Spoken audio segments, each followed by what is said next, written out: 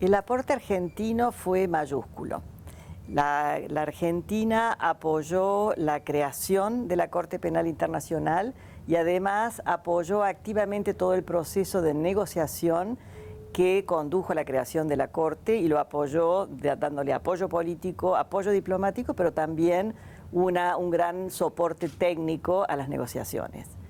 La Argentina participó desde sus comienzos en este proceso de negociación que se inicia en 1995 y allí incluso con posiciones de liderazgo porque presidimos los grupos de trabajo que fueron redactando las normas de procedimiento penal y también después de la Conferencia de Roma las reglas de procedimiento y prueba de la Corte. Incluso la Argentina también presidió el grupo de trabajo que comenzó la negociación para definir el crimen de agresión, que finalmente se adoptó en la conferencia de Kampala y que ahora se va a discutir en el 2017 si se activa o no la competencia de la Corte sobre este delito.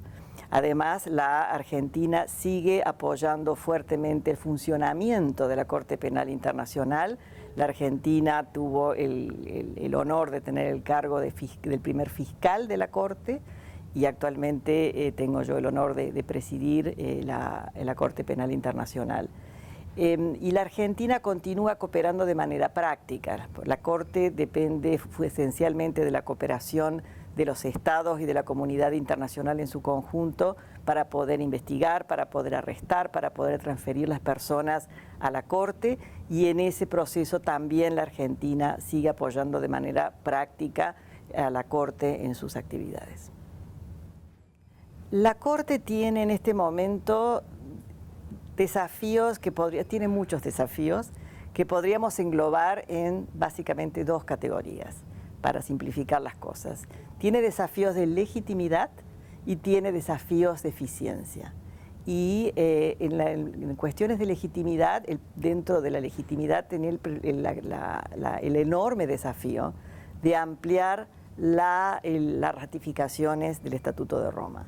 Debemos recordar que la Corte tiene un mandato global, pero su tratado todavía no tiene participación universal.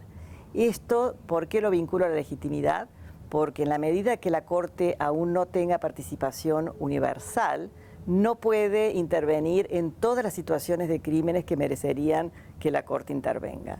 Con lo cual hay situaciones de delitos similares que no pueden ser cubiertos por la Corte Penal Internacional. Esto puede socavar la credibilidad de la institución, su legitimidad, porque más allá de que haya razones técnicas para no intervenir, es claro que esto produce externamente una percepción de justicia selectiva. Por eso es tan importante que la Corte pueda aumentar el número de ratificaciones. Hoy la Corte tiene 124 estados parte, lo cual es muchísimo para una institución tan nueva y que además se lograron en un plazo de tiempo relativamente breve, pero todavía quedan unos 70 países, y algunos de ellos muy importantes, fuera del ámbito de la Corte Penal. Ese es un enorme desafío. Segundo desafío, y que también afecta a la legitimidad y también a la eficiencia, es la cooperación. La cooperación es absolutamente esencial, como les decía, para que la Corte pueda realmente ejercer su mandato en la práctica.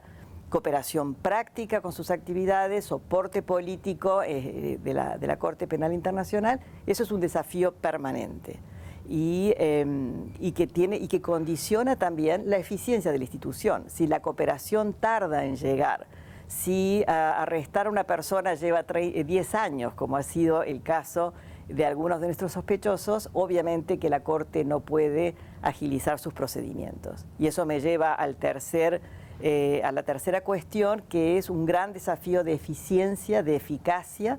La Corte debe agilizar sus procedimientos, debe mostrar que puede administrar justicia de alta calidad, y eso, por supuesto, hay cosas que están dentro del control de la institución y la Corte las está tratando de hacer todo lo que puede, que está bajo su propio control para mejorar el funcionamiento, pero fundamentalmente también depende de la cooperación de la comunidad global.